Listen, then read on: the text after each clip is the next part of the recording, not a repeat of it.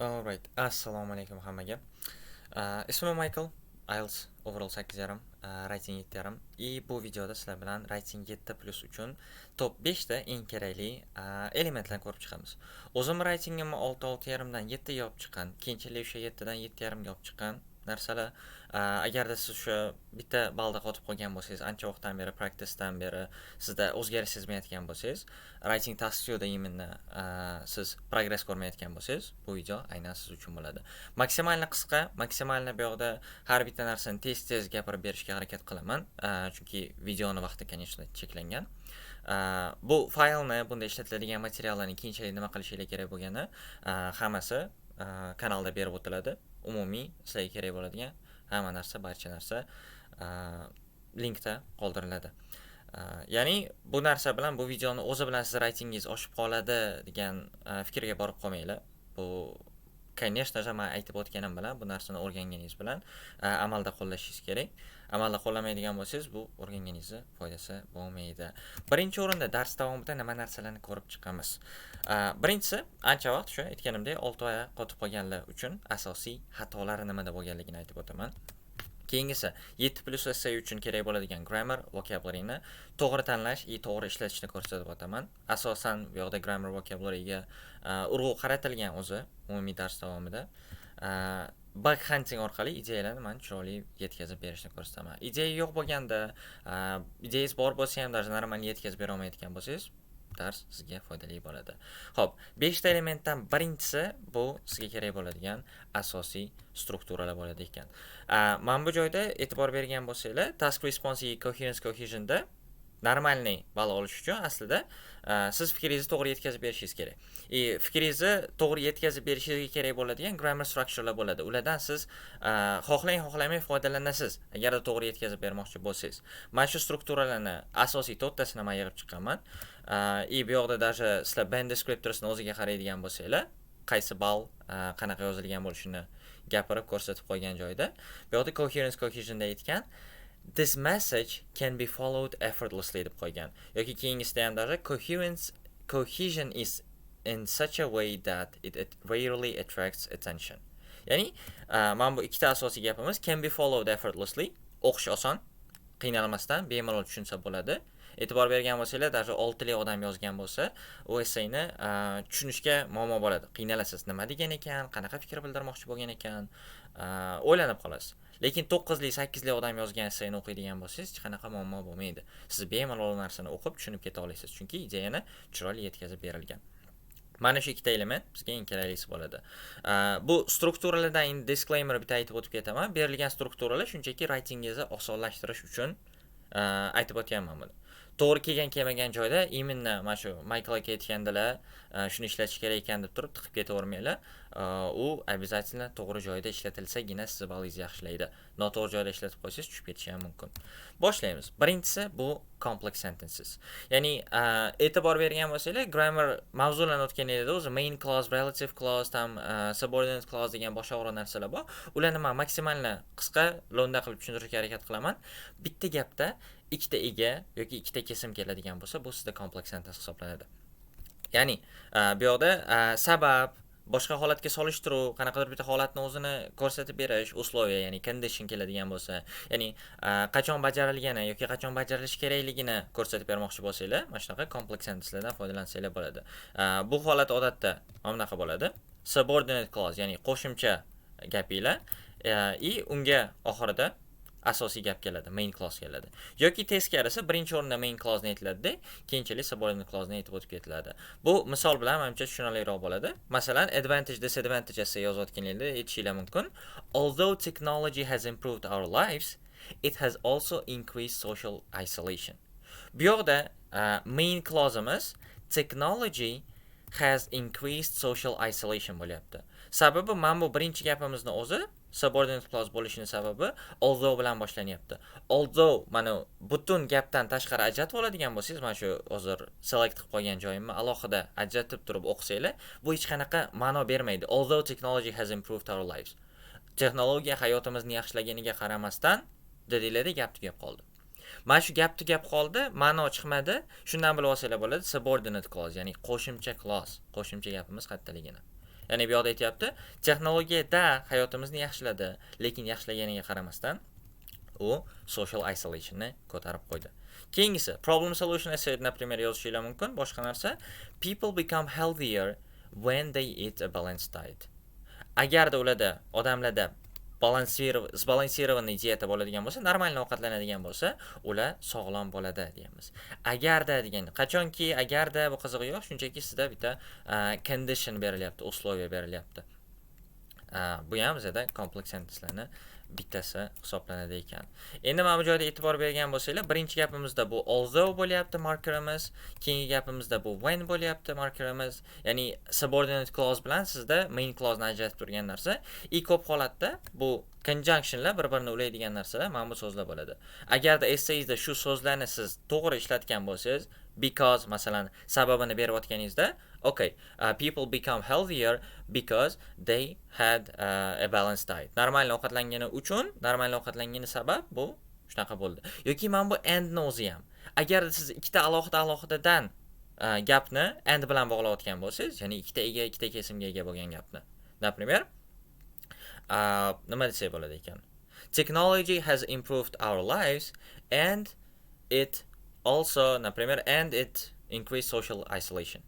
It increased social isolation has improved our lives degan narsa ikkita alohida-alohidadan gap bo'lyapti. Поэтому complex sentence bemalol ishlatib ketsanglar bo'ladi. Although, despite, while, whereas, therefore, when, unless, which, as bir-biriga solishtirayotganinglarda xuddi shunchalik deganda so that именно чтобы deb turib sabab berayotganinglarda ishlatadigan bo'lsanglar normalni bo'ladi ekan. Keyingi strukturamiz, ikkinchi strukturamiz bu passive voice. Passive voice ko'p holatda task 1 da ishlatasiz, lekin bu yoqda task 2 da ham ishlatsanglar bo'ladi, qachonki akademikroq ko'rsatmoqchi bo'lsanglar va bajaruvchidan ko'ra bizda action yoki result muhimroqligini ko'rsatib bermoqchi bo'lsanglar. Masalan, qanaqadir ish bo'lgan, ona shu ish bajarilgandan ko'ra uni natijasi muhimroq. Kim bajargani muhim emas bizga. Bu yoqda strukturasini bilasizlar, men o'rgatib o'tirishim shart emas. Subject to be, past participle ketaveradi. Task 2 da masalan aytishinglar mumkin. Laws are enforced to ensure public safety. Laws are enforced deganda, mana shu qonun nazorat qilinadi, imini public safety ni ensure qilish uchun, ya'ni ta'minlash uchun. Shunaqa desanglar bo'ladi. Keyingisi bizda task 1 da ishlatsanglar bo'ladi. Xuddi shunaqa passive voice ni the data was collected from 500 participants. Okay, da 500 participants dan olingan. Kim olgani bizga muhim emas. Muhimi bizda mana shu action bo'lgani. 500 participants qatnashgani. Keyingi strukturamiz bu there is zero ni o'zi. Eng oddiy, скорее всего, tam birinchi etapda endi ingliz tilini o'rganishni boshlaganingizda o'rgatiladigan narsa, lekin agarda buni normalni foydalanib turib normal ishlatadigan bo'lsanglar, bu ham ancha balalarga ta'sir ko'rsatadi. Shunchaki nimadir borligini ko'rsatib berish uchun ishlatiladi. Masalan, introduction da aytsanglar bo'ladi. There are several reasons why this issue should be addressed. Mana shu muammoni hal qilinishi kerakligiga bir nechta sabab bor. Yoki background sentence sifatida there is a growing concern about climate change. Climate change haqidagi xavotir oshib boryapti deyishlar mumkin. Yoki oshib borayotgan xavotir mavjud deb turib. Shu holatda, даже ko'p holatda introductionda siz даже ideyani yetkazib berayotganda body paragraphda ishlatishinglar mumkin. Bemalol normalni ta'sir qiladi. Keyingi 4-chi va oxirgi bizda strukturamiz bu albatta conditional sentences. Asosan bu second conditional. Nima uchun? Real bo'lmagan yoki hali amalga oshmagan, hypothetical, ya'ni xayoldagi holat yoki hali oqibatlarni ko'rsatib berish uchun ishlatib ketsanglar bo'ladi va bunaqa holatlar task 2 da juda ko'p bo'ladi. Masalan, bu strukturani bilasizlar, if bilan keladi, would bilan keladi. Eshitishlar mumkin. If the government invested more in education, society would benefit greatly. Ya'ni agarda mana shu birinchi action sodir bo'lsagina, ikkinchi action sodir bo'ladi. Ya'ni society foyda ko'radi qachonki mana bu government educationga ko'proq invest qilsa, ko'proq pul tiksa, agarda ta'limga. Yoki keyingi misol, if people were more aware of the issue, they would take action. Mana bu holat ro'y bersagina, keyingisi ro'y beradi. Ya'ni agarda muammoni ko'proq odam bilsa, muammoni borligini tushunib yetsa, ko'proq odam o'sha they would take action. Amalda nimadir harakat qilgan bo'lar edi. Keyingisi Mavzuyimiz nima bo'lishi mumkin? Umumiy mana shu 4 ta struktura asosiy ishlatadiganingiz, bu yoqqa bitta misol ham ko'ramiz. Mana bu savol tasavvur qilinglar. Some people think that technology has made people more isolated, while others believe it has brought people closer. Ya'ni misol gapimiz ham xuddi shu. Ya'ni ikkita point bergan sizlarga. Bu yoqda tam discuss about use and give your opinion degan bo'lsa, bitta paragrafda masalan bunaqa ishlatsanglar bo'ladi. Topic sentencelar ketyapti. One significant impact of technology is its effects on face-to-face communication. Okay, hali hech narsa complex sentence ishlatilgani yo'q. Lekin mana bu joyda ketyapti. Although people can now connect instantly through messaging apps and video calls, many individuals feel more alone than ever. Ikkita gap ketyapti. People can now connect, more individuals feel more alone. Odamlar bir-biri bilan bemalol bog'lana oladi, lekin bemalol bog'lanishiga qaramasdan, bemalol bog'langaniga bilan bizada many individuals feel more alone. Ular ko'proq o'zini yolg'iz his qilyapti. Keyingisi, there are numerous cases where family members live under the same roof but spend more time on their devices than with each other. Aytyapti, bitta tom tagida yashaydi-da, lekin bir-biridan ko'ra ko'proq telefonida vaqt o'tkazadi, deyapti. Asosiy muammo hozirgi. In such situations, meaningful conversations are often replaced. Ko'rdinglar, bu yoqda passive voice. By short digital interactions which can weaken emotional bonds over time. If society placed greater value on in-person interaction, people would likely build deeper and more fulfilling relationships.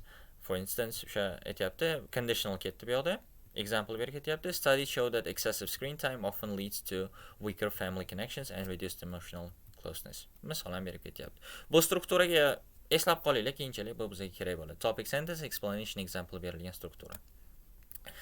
Birinchi elementimiz core structures. Endi writing 7+ uchun kerak bo'lgan ikkinchi elementimiz bu bizada looting. Looting Cambridge Dictionary ni aytishi bo'yicha, muammomiz o'zi nima muammoni address qiladi bu ikkinchi elementimiz aytaylik. So'zlarning tarjimasini bilasiz, lekin normal ishlata olmaysiz, normal ifodalana olmaysiz. Cambridge Dictionary ni aytishi bo'yicha bu loot qilish degani to steal something from a place or a person deyapti. Ya'ni nimadirni o'g'irlash. Ko'p holatda bu o'yinlarda bo'ladi, loot yig'ib yuriladi, har xil qurollar bir narsalarni. Aytyapti, например, burglars looted cash and mobiles from a shop in Tagore town. Loot qilib narsalarni olib chiqib ketgan, o'g'irlagan. O'g'irlashimiz ham xuddi shunaqa, bu yoqda asosiy muammoni address qilish uchun ko'pchilik bilgan so'zlar passiv, ya'ni tarjimasini bilasiz, o'qiganda tushunasiz, lekin o'zingiz ishlata olmaysiz. Speakingdami, writingdami qizig'i yo'q. Looting mana shu narsa, shuni aktivlashtirishga yordam beradi ekan. Masalan, bitta ko'pchilikda bo'lgan misconceptionga bitta qarab olaylik, noto'g'ri tushunchaga. Writing task 2 8 da lexical resource aytib turibdi.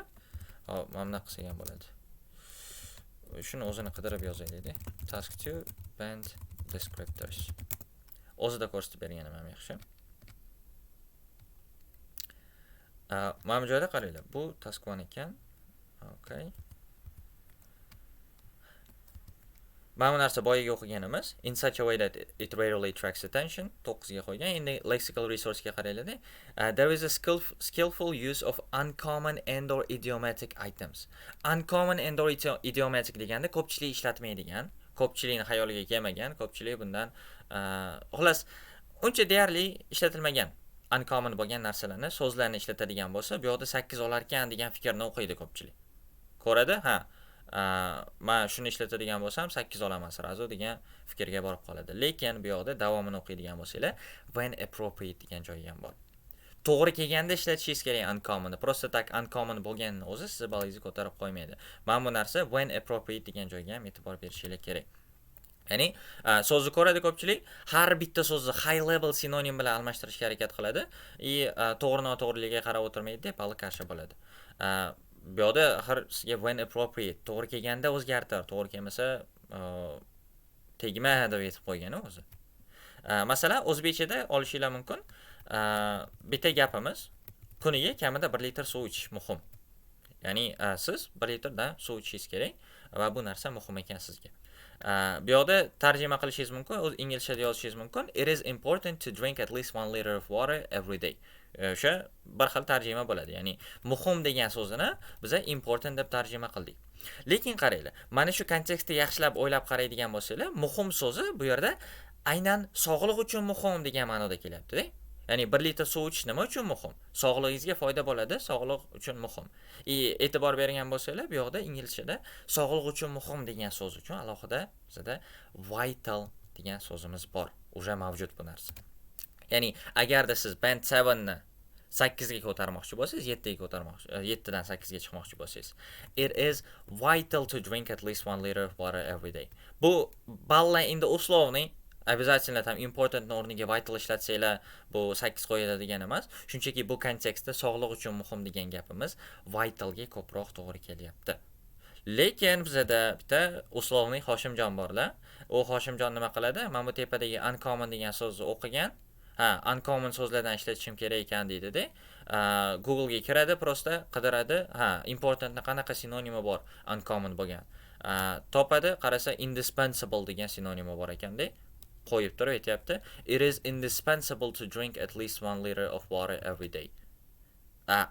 Bu yerda da muhim degan ma'noda qanaqadir o'ligi 7-8 ma'nosi bilan to'g'ri kelishi mumkin. Lekin bu noto'g'ri bizda. O'zini 7 bo'lgan narsasini, balini 8 ga ko'taraman deb turib 6 ga tushirib qo'ydi. Chunki noto'g'ri so'z bilan almashtirdi. Important so'zini mana shu kontekstda siz to'g'ri sog'liq uchun muhim bo'lganligi uchun vital ga o'zgartirsangiz, balingiz ko'tarilyapti. Lekin prosta tak o'zgartirib qo'yganingiz o'zi noto'g'ri bo'lgani uchun balingizni tushirib qo'yapti. That's how it is. Looting aslida bu narsa, ya'ni so'zlarni o'zini o'rganish, ancha kattaroq bo'lgan reverse engineering mavzusini bitta qismi xolos aslida. So'zlarni yodlaganda to'g'ri ishlatish ham birdaniga yodlab ketganga yordam beradi. Shunchaki qadama-qadam amal qilib borsangiz bo'ldi. Bizda birinchi qadam, okay, important narsa bor ekan bu yerda, предупреждение. Looting qilayotgan so'zlaringiz iloji boricha bitta kontekstda ishlatilgan bo'lsin. Ya'ni siz bir dona tekstni o'zidan oling, yangi so'zlarni. Iloji bo'lsa, например, topic vocabulary yodlab olsizmi? Bitta mavzuda o'sha so'zlarni yig'ishtirib olingda, o'sha so'zlarni yodlashda davom eting. Mana shu looting usulida. Buning uchun eng yaxshi yo'l bu sample essaylarni o'qish bo'lishi mumkin. Masalan, bitta sample anaqa aytayapti. One significant impact of technology is its effect on tepadagi paragrafimizni o'qib qo'yaman. Bu yerda, например, bilmagan so'zlarimizdan qaysi biri bo'lishi mumkin? Instantly degan so'zimiz bo'lishi mumkin, mana bu joyda fulfilling degan so'zimiz bo'lishi mumkin. Mana shu ikkita asosiy so'zni hozir loot qilib olamiz mana shu joyda. Birinchi etapimiz nima bo'ladi? Birinchi etapimiz o'zimiz обязательно tushunib olishimiz uchun tarjimasini yozamiz. O'zbek, rus, nemis qizig'i yo'q, xohlagan tilingizga o'zingizga tushunarli bo'ladigan qilib tarjima qilasiz. O'zbekchaga tarjima qilamiz. Instantly bizada darhol degan ekan. Fulfill bizada bajarish degan ekan. Okay, bo'ldi. Sразу ikkinchi etapga o'tamiz. Ikkinchi etapda mana bu Cambridge Dictionary degan bitta anaqamiz bor. dictionarycambridge.org degan bitta veb-saytimiz bor. Mana shu veb-saytga kiramiz. Kutamiz. Chunki O'zbekistondamiz. Ochishini. Ochadi. Kiritamiz instantly deb turib, keyin null degan narsani qidiradi. Xullas, shunaqa qiynaladi internet bilan o'zgina nimadir bo'lib turib, bu yoqda men o'sha tayyor qilib qo'yganman. Instantly bizada immediately degan ekan, ya'ni darhol. Fulfill bizada to do something that is expected, hoped for or promised or to cause it to happen. Ya'ni kutilgan, umid qilingan, va'da qilingan yoki xullas mana shu narsalarni bajarish prosta tak. Cambridge Dictionary'dan bitta definition o'zimiz uchun ajratib oldik. Tarjima bo'ldi, definition bo'ldi, keyingi narsa kontekstdagi gapimiz. Kontekstdagi gap nima degani? Qayerdan olgan bo'lsak, xuddi o'sha gapni o'zini olamiz. Ya'ni bu yoqda qaysi gapdan olgan bo'lsangiz, o'sha gapni ko'chirib qo'ydik xolos. People can now connect instantly through messaging apps and video calls. Although degani bor edi, nariga qismi ham bor edi, uni olib tashladim. Prostadan odamlar bir-biri bilan darhol, ya'ni bir zumda bog'lana oladi degan gapni oldim va keyingisi fulfilling uchun people would likely build deeper and more fulfilling relationships. Ya'ni bir-biriga fulfilling deganda bu yoqda ozgina boshqacha ma'noda ham kelyapti. To do something emas, fulfilling bu yoqda gerund bo'lib kelyapti. Hamma narsani bajarib bera oladigan relationship munosabat bo'lyapti. That's how it goes. Keyingisi bizda o'zimizning gapimizni tuzamiz. Ya'ni yana bitta qo'shimcha shu so'z ishlatilgan gap. Xohlasangiz Cambridge Dictionary'dagi bitta misolni oling. Xohlasangiz prosta tak haligi o'zingiz xayolingizdan gap tuzing. O'zingiz tuzganingiz, конечно, yaxshiroq bo'ladi. Buni men gapirib o'tirishim shart emas menimcha. A school fails if it doesn't fulfill the needs of its pupils. Agarda maktab o'zini o'quvchilarini ehtiyojlarini bajarmasa, u fail qiladi. U muvaffaqiyatsizlikka uchraydi. Bu bitta misol. Both drivers were killed instantly. Ikkala haydovchi ham darhol bir zumda shu joyning o'zida o'ldi. Keyingisi. Bu 4 ta elementni yozib bo'ldik. Tarjima, okay, Cambridge Dictionary'dagi definition, kontekstdagi gapimiz, o'zimiz tuzgan gap va oxirgi element qolyapti. Bu eng muhimi desa ham bo'laveradi. Bu noto'g'ri ishlatib qo'ymasligingiz uchun kerak bo'lgan, o'zingiz tushungan ma'nodan kelib chiqib aytilgan bitta ataylab noto'g'ri tuzilgan gap bo'ladi. Bu qanaqa? Siz o'zingiz bilib turibsiz instantly nima ma'noda kelishini, instantlyni ataylab siz noto'g'ri ishlatasiz. Masalan, nima bo'lishi mumkin? She instantly gained the trust of the entire company after working there for a year. Qanaqa ma'no bo'lyapti bundan? 1 yil ishlab turib darhol ishonchini qozondi. 1 yil bilan darhol qanaqasiga bitta gapda to'g'ri kelishi mumkin? What the hell? Keyingisi. I need to fulfill my coffee before going to work. Kofeimni bajarishim kerak. Qanaqa ma'no? Zo'r vashchi.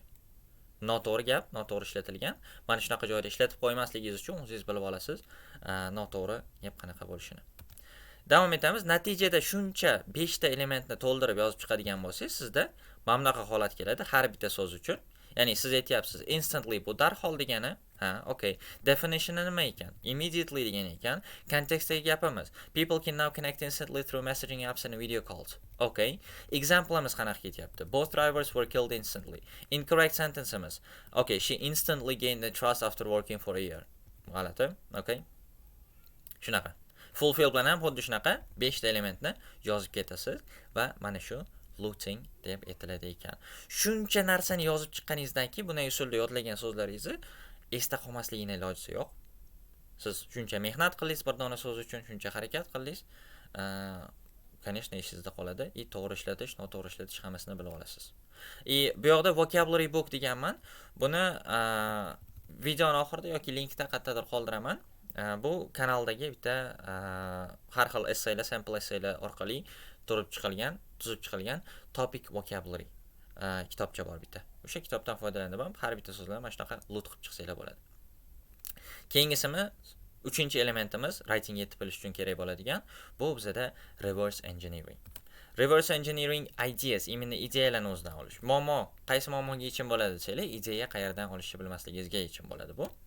Masalan, bilasizlar, buzilgan любой bitta apparat bo'lsa, uni tuzatish uchun birinchi bo'lib doim uni bo'lib chiqamiz, ajratib chiqamiz. Ochamiz ichini, har xil qismlarini o'zimiz uchun chiqarib olamiz. Qanday qurilgan bo'lsa, xuddi shu qadamlarni teskarisi tartibda amalga oshiramiz. Ya'ni mashinani ham birinchi motorni qo'yiladi, uni qo'yiladi, buni qo'yiladi, keyin oxiri ustuni yopiladi. Ustuni yopilganini biz keyin ustini ochib, nimadirlar qilib turib, tuzatishga harakat qilamiz-da. O'rganib, muammoni bartaraf etish uchun bo'ladi hammasi. Mana shu jarayon reverse engineering deyiladi-da. Ideya kelmaslik muammosini hal qilish uchun tayyor essaylardagi ideyalarni biz reverse engineer qilamiz ekan. O'zimiz shu ideyalarni boshqa sample essaylardan olishga harakat qilamiz. To'liq reverse engineeringga именно mana shu mavzuga atalgan bitta darslik bor. 1 soat, 1,5 soatcha o'tilgan. Buni kanalda ko'rishingiz mumkin. Men bu faylni ham, hamma narsani kanalga tashlab qo'ygan bo'laman. O'sha Telegramda michael_blog bilan ko'rib olishingiz mumkin. Alohida imенно mana shu darslik uchun qilingan bitta linklar postcha ham qo'yib qo'yganman o'sha. Endi o'tamiz. Birinchi etapda nima qilishimiz kerak ekan? Sample tanlab olishimiz kerak. Sample ko'p holatda ishonchli resursdan bo'lishi kerak. Siz haligi band 9 deb qo'yilgan band 6 li essaylarni o'qimasligingiz kerak, конечно. Tam Simondan olishingiz mumkin. Cambridge kitoblarini oxirida berilgan 7+ essaylardan olishingiz mumkin. Muhammad Ali Kenaynirdan olishingiz mumkin. Kanallaridan Ozodbekidan olishingiz mumkin. Ba'zida qizig'i yo'q. Xohlasangiz o'sha meni o'zimning kanalimda ham bor, Michael Writing degan kanal. U linkni ham qoldirgan bo'laman. Ideyalar kerak. Shuning uchun asosan introductionlarni savollar bilan ishlaymiz. Ya'ni asosiy ideya har doim introductionda beriladi. Chunki introduction bizada nima? Essayning reklamasi. Essayimizda nima bo'lishini introductionda aytib o'tib ketgan bo'lamiz. Shunchaki qaysi savolga qanaqa javob berayotganini bilish uchun savolni ham ko'chirib olishimiz kerak bo'ladi. Birinchi o'rinda nima savolimiz bor ekan? Competitiveness is a positive quality for people in most societies. Raqobatchilik is a positive quality, yaxshi xislat for people in most societies. Odamlar uchun ko'p anaqalarda, societylarda mana shu raqobat kuchi yaxshi xislat deyapti ekan. How does competitiveness affect individuals? Odamlarga qanaqa ta'siri bor deyapti va is this a positive or a negative development? Bu yaxshimi yoki yomonmi deyapti. Introduction'ni ko'ramiz. Aytyapti, being competitive has long been considered a positive trait and it certainly can affect people in various ways. In my opinion, it is a necessary skill to possess for individuals across multiple aspects of life. Bu o'zim yozgan Begzod akam Rahmetov tekshirib berganda 8 qo'ygan essayni bitta introductioni. Savol ham xuddi o'sha. Shuni biz reverse engineering qilib turib ideyalarni ajratib olishga harakat qilamiz. Sample'ni tanladik. Ishonchli sample ekan. Men yozganman chunki davom etamiz. Shunchaki sample'ni o'zi emas, конечно, o'sha savolni ham olishinglar kerak. Qaysi savolga qanaqa ideya berayotganini tushunib olishinglar uchun. Keyingisi biz paraphrasingni chiqarib olamiz. Bilasizlar, introductionda har doim birinchi qiladigan ishimiz mana bu savolni biz paraphrase qilib o'tib ketamiz. O'sha paraphrase qilingan joyini ajratib olishimiz kerak. Qanaqasiga? Introductiondan paraphrase qilingan qismini chiqarib olamiz. Odatda bu 100% holatda deyarli birinchi gapimiz bo'ladi. Original gapimiz nima? Competitiveness is a positive quality for people in most societies. Paraphrase qilingan gapimiz being competitive has long been considered a positive trait. Uzoq vaqtdan beri yaxshi xislat hisoblangan. Qualityni biz trait dedik, being competitive dedik, competitiveness o'rniga has long been considered shunaqa deb atab kelingan, o'ylab kelingan takshitalist deymiz va oxiridagi and it can certainly affect people degan joyimiz bu bizga kerak emas umuman. Okay? Dalsha. Keyingisi biza paraphrase qilingan imенно qaysi so'zlar bilan qaysi holatlarda bu paraphrase qilib ketdi. Okay. Buni даже ajratib olsanglar ham bo'ladi. Traitni mana quality dedi, sinonim so'z. Buni lutf olsanglar bo'ladi o'zingizlar uchun. Being competitive deb ketdi, competitiveness degan narsani bundan ham o'rganib olsanglar bo'ladi, lekin asosiy bizga kerak narsa ideya. Keyingi etapda поэтому ideyalarni chiqarib olamiz. Nima qilar ekanmiz? Har xil savol turida har xil introduction yoziladi, bilasizlar. Ba'zilarda fikr beriladi, ba'zilarda ideyani to'g'ridan-to'g'ri aytib ketiladi. Self assessment checklistda hozir shuni ko'rsataman sizlarga. Self assessment checklist degan mana bunaqa narsa bor. Buni ham kanalga yuklab qo'yganman. Bu yoqda imенно qaysi savol turida qanaqa narsalarni introductionda yozilishi kerak bo'lganligini ko'rsatib qo'yilgan. Masalan, opinion essayda siz prosta o'zingizni positionni aytib o'tib ketar ekansiz. Ikkita sabab berar ekansiz mana shu positionga. Discussion essayda bunaqa ekan, double question essayda bunaqa ekan. Double question essaydagini bitta ko'ramiz. Okay. Answer the first question and make it your first body paragraph. Answer the second question and make it your second body paragraph. Aytyapti, ikkala savolga javob berishimiz kerak ekan. Shunchaki introductionimizda. Okay, bildik, self assessment checklistga qarab oldik. Buni sizlar again kanalda yuklab olishinglar mumkin. Michael's writing deb qo'ygan ekanman. Okay, kanalda bor, bemalol ko'rib yuklab olsanglar bo'ladi. Okay, davom etamiz. Shunga qarab turib paraphrasedan keyingi qismlarni ajratib olamiz. Biz ko'rdik, что там mana double question essay ekan bu. Double question essayda biz ikkita savolga shunchaki javobni berib qo'ylar ekan introduction. Ya'ni men bu savolga javobni berish kerak. How does competitiveness affect individuals? Qanaqa ta'siri bor? Va keyingi savolga okay. Sal qoldi. Is this a positive or a negative development degan savolga javob berish kerak ekan. Paraphraseimiz mana edi. Being competitive has long been considered a positive trait. Va birinchi savolga javobimiz, ya'ni qanaqa ta'siri bor deganiga, it certainly can affect people in various way. Har xil ta'sirlari bor. Okay. Uni demak ba'zi paragrafda to'liq aytib ketar ekan. Keyingisi, second question, is this a positive or a negative development degan savolga bizada qanaqa javob beryapti? In my opinion, it is a necessary skill to possess for individuals across multiple aspects of life. Kerakli skill ekan, demak yaxshi. Ikkala savolga ideyani oldik. Michael nima deb ideya beribdi? Har xil ta'sirlari bor deb ideya beribdi.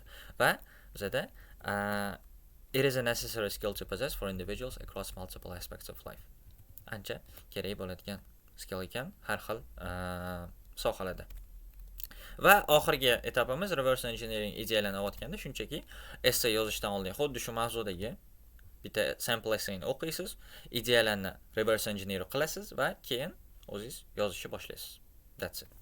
3-elementimiz shu bilan tugadi va 7+ uchun bizga kerak bo'ladigan eng oxirdan bitta olingan ekan va eng muhimi desa ham bo'laveradi. Bu bizda bug hunting. Bug hunting. Okay.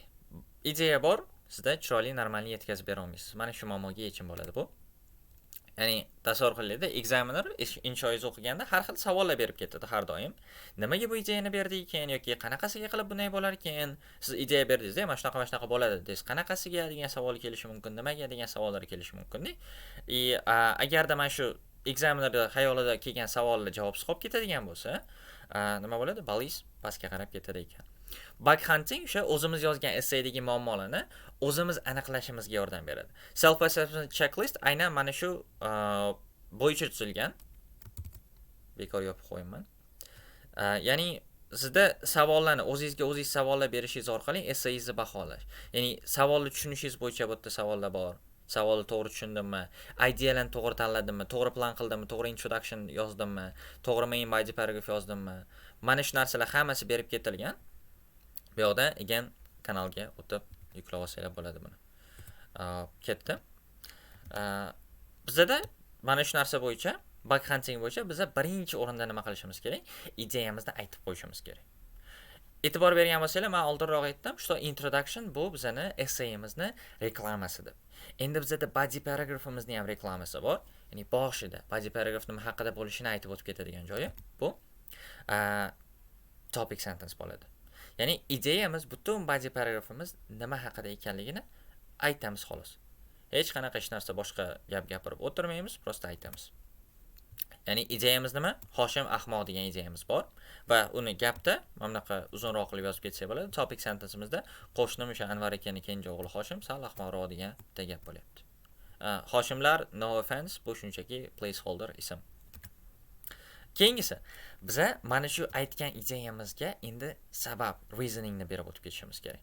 Ya'ni reasoning qanaqasiga beriladi desanglar, bu yoqda ko'p holatda savollar orqali beriladi. Aytdim-ku, examiner sizlarga o'qiganda har xil savollar tug'iladi. Topic sentence'ni o'qishingiz bilanoq o'sha Anvar akaning o'g'li Hoshim sal ahmoqroq degansiga o'qidingiz buni. Nimaga ahmoq ekan? Qanaqasiga ahmoq ekan? Nimaga bunday deb yozilyapti? Nimaga bunday deb o'ylayapsiz? degan savol tug'iladi. Mana shu savolga prosta tak xayoliga mana shu why and how degan savol keldimi? Shunchaki javobni yozib qo'yadigan bo'lsangiz, bu sizga ideyangizni yetkazib berishingizga bitta qo'shimcha bo'ladi. Ya'ni topic sentence o'sha qo'shni Anvar akaning kenja o'g'li Hoshim sal ahmoqroq. Hoshim nimaga ahmoqroq? 3 marta otib, 2 marta ushlab qolishgan yoshligida. Ya'ni bir martasiga qilgan degani bu. Explanation why how da nima qilib yozamiz? Aytishlaricha yoshligida tam 3 marta tepaga otib, faqat 2 martasida ushlab olishgan ekan, xolos. Shundan keyin har xil g'alati odatlari va qiliqlari paydo bo'la boshlabdi degan bitta sabab ketyapti. Juda ham chiroyli explanation, juda ham chiroyli sabab berilgan. Topic sentences'dan kelgan keyingi gap mana shu yoqda shu bo'lyapti ekan. Bug huntingni bizada eng muhim desa ham bo'ladi va topic sentence'ga o'xshab ketadigan keyingi qismi. Bu yoqda e'tibor beringlar, shunchaki savolga javob berdik xolos. Keyingi qismimiz bizada aytishimdan oldin bitta asosiy muammoni aytib o'tishim kerak ekan. Okay, plan bo'yicha. Ko'pchilik xato qiladigan narsa bor. Sabab berish o'rniga prosta tak oldingi gapni qaytarib qo'yadi. Ya'ni, masalan, mana bunday qilaylik. Hozir sizlarga bitta paragrafni ko'rsataman. Yo'q, reklama kerak emas. Xo'p, buni olamiz va bundagi bir dona paragraf kerak xolos bizda. Bir donagina, atigi bir dona. I guess this one. Mana. Aytyapti. What are the advantages and disadvantages of online shopping degan bitta paragrafimiz bor. Okay.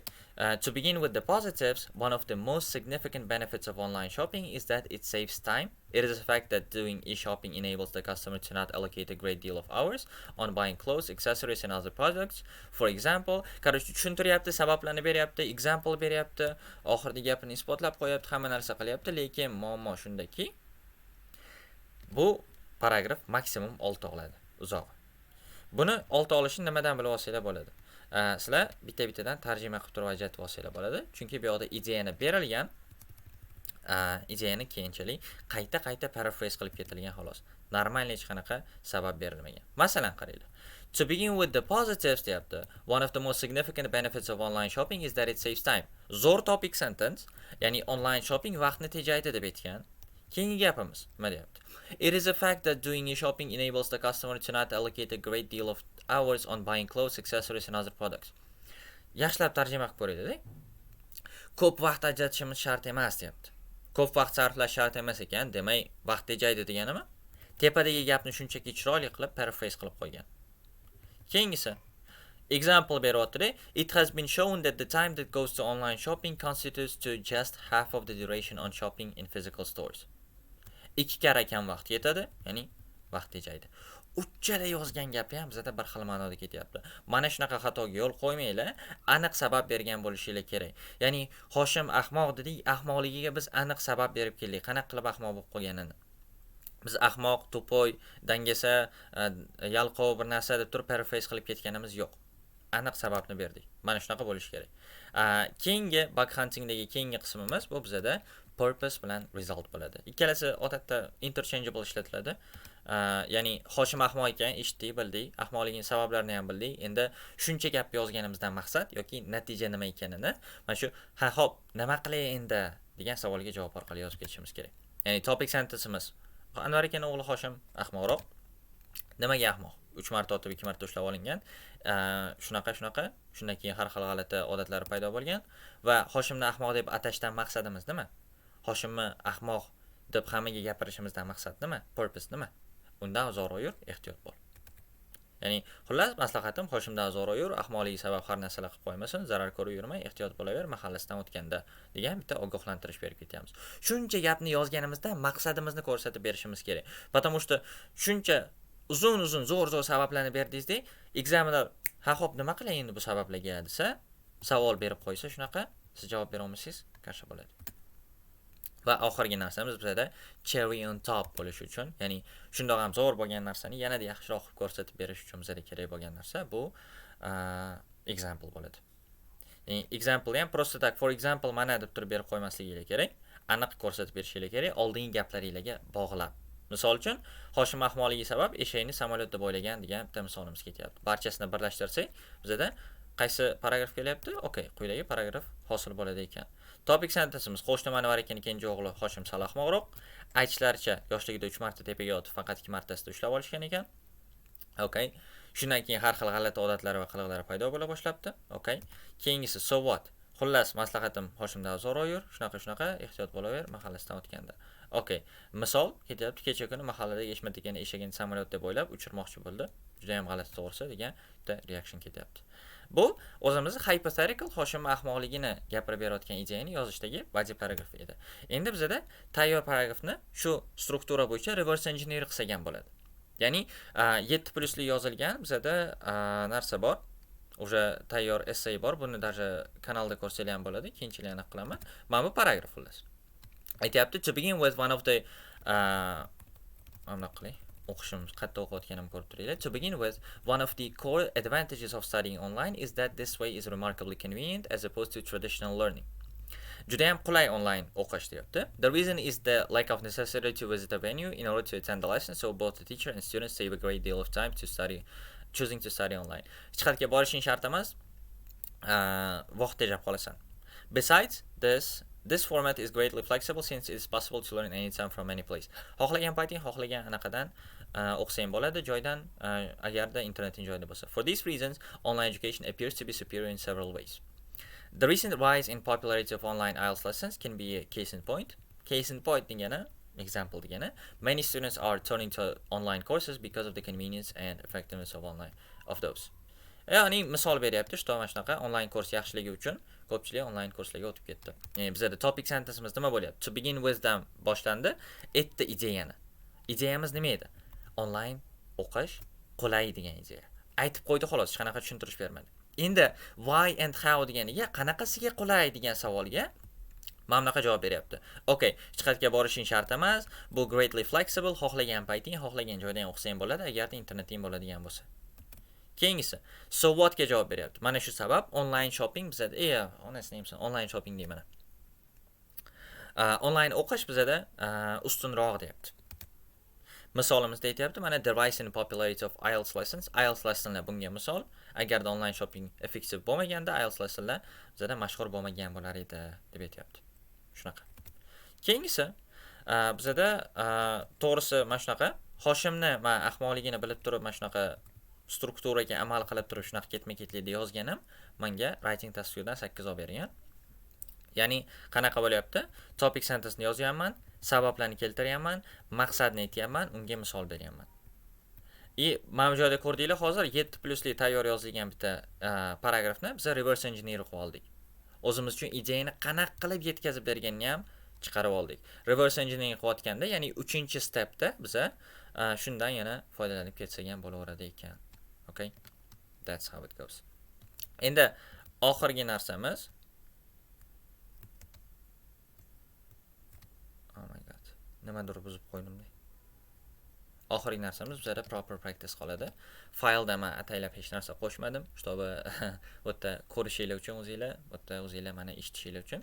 Proper practice deganda sizlar qayta essaylarni yozavermasligingiz kerak.